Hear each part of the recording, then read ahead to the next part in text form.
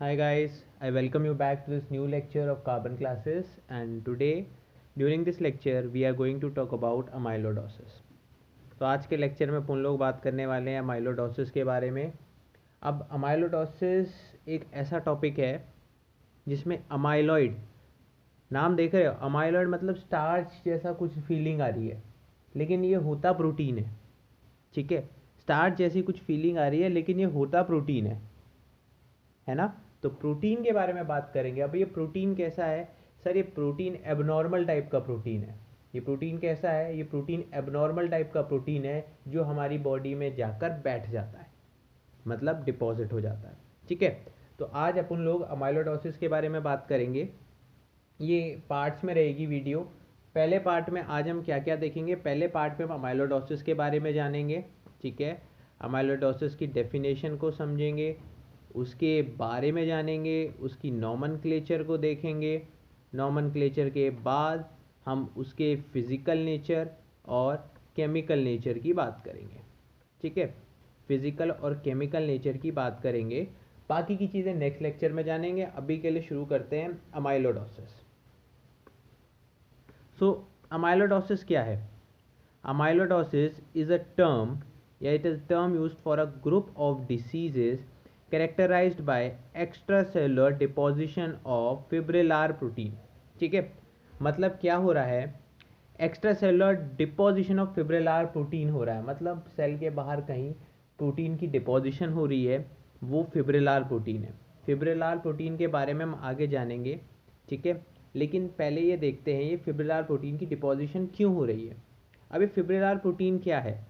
ये फिब्रिलार protein sir ये aggregates हैं, aggregates of misfolded protein. So these fibrillar protein are aggregates of misfolded protein। और ये protein का नेचर कैसा है सर? ये प्रोटीन है इनसॉल्युबल, ये प्रोटीन है इनसॉल्युबल इन नेचर। तो क्या होता है? इनसॉल्युबल है तो डिपॉजिट ही होगा। So these are insoluble in nature and get deposited. ठीक है,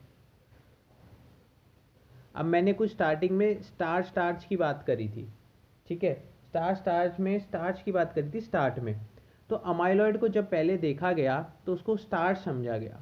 ठीक है, ये इंपॉर्टेंट है, ये पॉइंट अपने वो नोट्स में नोट करना कि अमाइलॉइड को जब पहले देखा गया तो अमाइलॉइड को स्टार्च की तरह की कैरेक्टरिस्टिक्स दिखाई अमाइलॉइड ने। So amyloid what it did was, मतलब जब इसको स्टेन किया गया, ठीक है, स्टेन कैसे किया गया वो आगे बताऊंगा। तो जब इस प्रोटीन को लिया गया, उसको स्टेन किया गया, तो इसने स्टार्च जैसी कैरेक्टरिस्टिक दिखाई, तो इसलिए इसका नाम अमाइलॉइड रख दिया। सो अमाइलॉइड टर्म का मीनिंग क्या होता है सर? स्टार्च होता है। अमाइलॉइड टर्म का मीनिंग क्या होता है सर? स्टार्च होता है। और ये स्टार्च इसका नाम क्यों रखा गया? Because of two reactions, two colored reactions। one is with iodine and second is with sulfuric acid। one is with iodine and second is with sulfuric acid।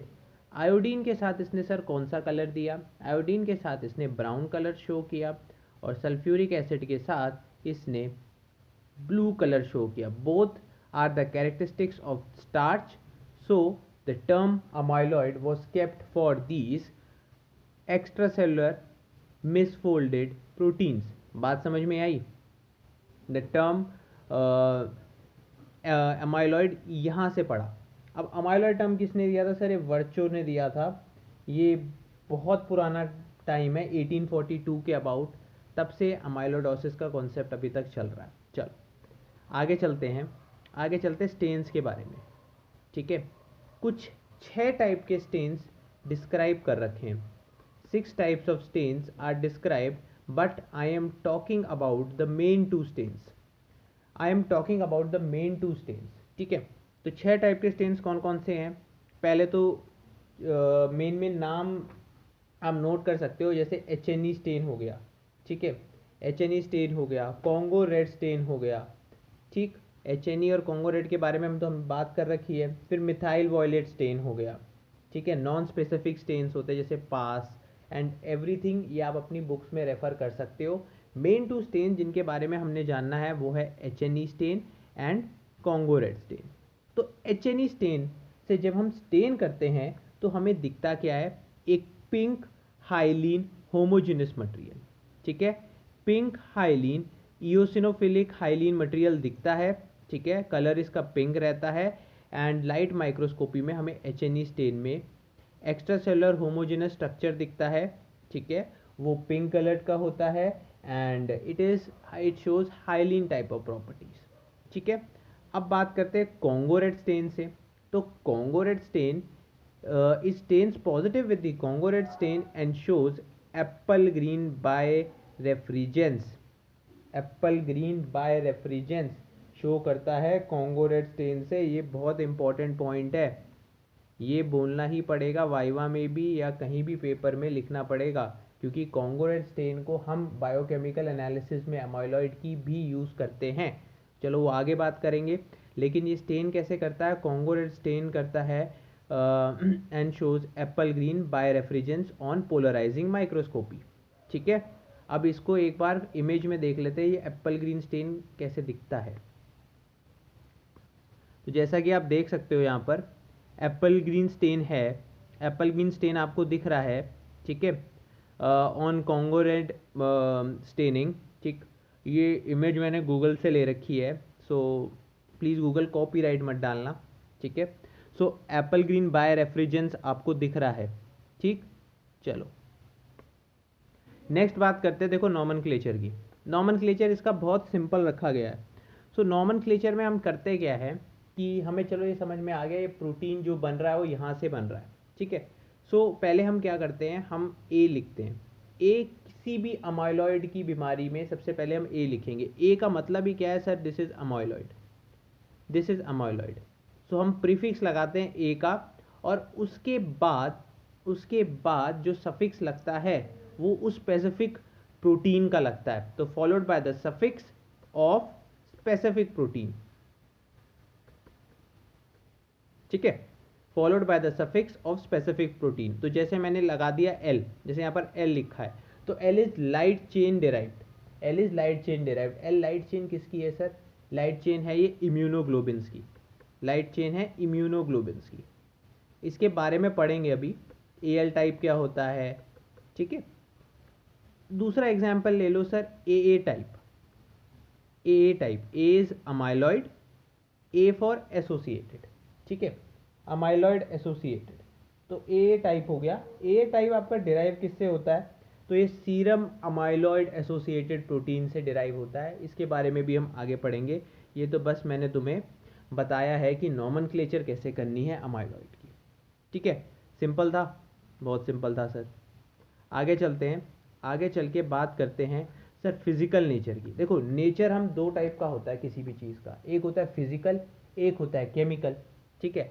Physical मतलब बाहर भूर से कैसे दिख रहा है, ठीक है। केमिकल क्या है, उसकी कंपोनेंट्स क्या है, कि किस किस से बना है, उसकी केमिकल एनालिसिस में क्या क्या शो हो रहा है। तो फिजिकल एनालिसिस हम दो टाइप से करते हैं, पहले तो इलेक्ट्रॉन माइक्रोस्कोपी से, ठीक है, दूसरा है एक्सरे क्रिस्टलोग्राफी से। Electron microscopy, x-ray crystallography. अब इलेक्ट्रॉन माइक्रोस्कोपी में क्या होता है, all the amyloids look same, ठीक है, all the amyloid they look the same, ठीक, सारे अमाइलॉइड एक जैसे दिखते हैं। और कैसे दिखते हैं, ये दिखते हैं as continuous non branching fibrils. So they look as continuous non branching fibrils, ठीक, जिनका डायमीटर होता है सर 7.5 टू 10 नैनोमीटर्स, ठीक है। सो इलेक्ट्रॉन माइक्रोस्कोपी में सर ऐसा कुछ दिख रहा है, कुछ आप डिफरेंशिएट नहीं कर सकते किस टाइप का फिब्रिलर कंपोनेंट है। नेक्स्ट देख रहे हो एक्सरे क्रिस्टलोग्राफी में। अब एक्सरे क्रिस्टलोग्राफी में सर बीटा प्लीटेड शीट्स दिखती हैं, ठीक है, बीटा प्लीटेड शीट्स दिखती हैं।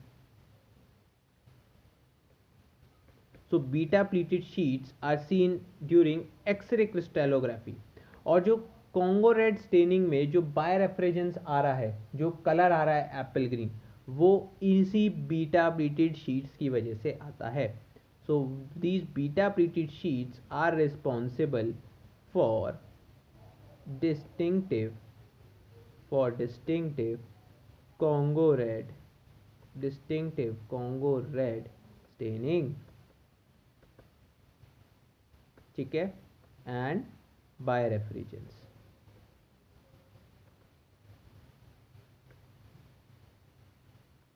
बात समझ में आई? सिंपल था, फिजिकल नेचर, केमिकल नेचर हो गया। अब बात करते हैं नेक्स्टली इस केमिकल नेचर की। अब केमिकल नेचर, ये अमाइलॉइड देखो किस किस से बना है। अब अमाइलॉइड बना है हमारा दो टाइप के प्रोटीन से। अमाइलॉइड बना है हमारे दो टाइप के प्रोटीन से। पहला टाइप है तुम्हारा, पहला कंपोनेंट है तुम्हारा फिब्रिलार प्रोटीन, ठीक है, फिब्रिलार प्रोटीन। और दूसरा जो कंपोनेंट है, ठीक है, वो कंपोनेंट क्या है तुम्हारा, वो कंपोनेंट है तुम्हारा non fibrillar protein, non fibrillar protein, ठीक है। तो इन दोनों कंपोनेंट से तुम्हारा क्या बन रखा है, तुम्हारा अमाइलॉइड बन रखा है। फिब्रिलार प्रोटीन जो है वो 95% ऑफ अमाइलॉइड, मतलब अमाइलॉइड देखोगे उसका 95% is fibrillar protein, and non fibrillar protein is only 5%, non fibrillar protein is only 5%। And ये पी कंपोनेंट को भी, ये पी कंपोनेंट या पी प्रोटीन बोल सकते हो, पी कंपोनेंट को भी वो रहता है, इंक्लूड करता है, ठीक है।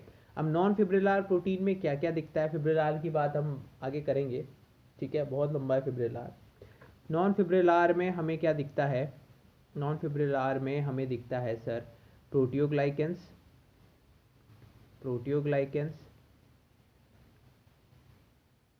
सीरम अमाइलॉइड पी,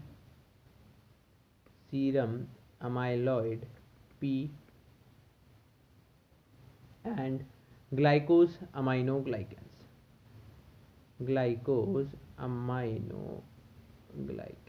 ठीक है। ये तीनों चीज़ें हमें नॉन फिब्रिलार प्रोटीन में दिख रही है। फिब्रिलार प्रोटीन में क्या दिखता है, फिब्रिलार प्रोटीन में सर हमें तीन टाइप के प्रोटीन दिखते हैं मेनली, ठीक है। तो यहाँ मैं फिब्रिलार लिख देता हूँ, फिब्रिलार प्रोटीन, ठीक।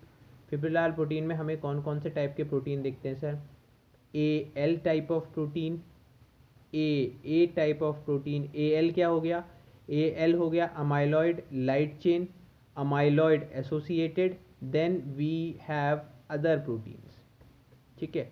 अब अदर प्रोटीन में कौन कौन से प्रोटीन्स आते हैं उनके बारे में आप लिख लो। अदर प्रोटीन्स में आते हैं आपके ट्रांसथायटिन, ठीक है, ट्रांसथायटिन के बारे में हम थोड़ा ना डिटेल में बात करेंगे। इन सब के बारे में डिटेल करना है लेकिन कुछ कुछ इंपॉर्टेंट है, जैसे ट्रांसथायटिन, ठीक है, ए बीटा 2 टाइप माइक्रोग्लोबिन, इसको लिखो। बीटा अमाइलॉइड प्रोटीन, ठीक है, और इम्यूनोग्लोबिन हैवी चेन अमाइलॉइड। तो ऐसे बहुत सारे हैं, इम्यूनोग्लोबिन हैवी चेन अमाइलॉइड, ठीक है। मैंने कुछ का नाम लिखा है, आप अपनी बुक्स रेफर कर सकते हो बाकी के नाम के लिए, ठीक है। नॉन फिब्रिलार प्रोटीन के मैंने एग्जाम्पल्स आपको कुछ दे दिए हैं, ग्लाइकोज अमाइनोग्लाइकेंस दे दिया है, अमाइलॉइड पी कंपोनेंट लिख दिया है, सीरम अमाइलॉइड पी लिख दिया, प्रोटियोग्लाइंस लिख दिए, ठीक है। तो ये हो गया आपका केमिकल नेचर। अब इस लेक्चर में फ्रेंड्स हम इतनी ही बात करेंगे, नेक्स्ट लेक्चर में हम इन सारे प्रोटीन्स को डिस्क्राइब करेंगे, ठीक है। तो take care, have a nice day.